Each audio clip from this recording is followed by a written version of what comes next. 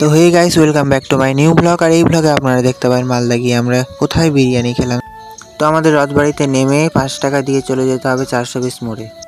Finally আমরা আড্ডা মারতে মারতে চলে গেছিলাম 420 মোড়।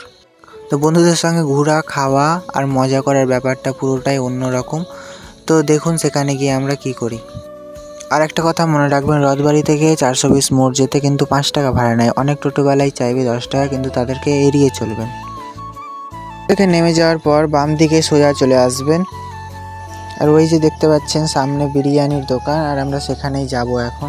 তো চলুন তবে যাওয়া যাক সেইখানে গিয়ে আবার দেখা হচ্ছে। মাটন বিরিয়ানির দাম ছিল 140 টাকা, আর তার সঙ্গে ছিল একটা কোল্ড ড্রিঙ্কস ফ্রি। আর এখানে আমরা শুরু করে দিয়েছি খাওয়া দাওয়া। তো বাই গাইস, এরপরে আবার কোনো নতুন ভ্লগে আপনাদের সঙ্গে দেখা হবে।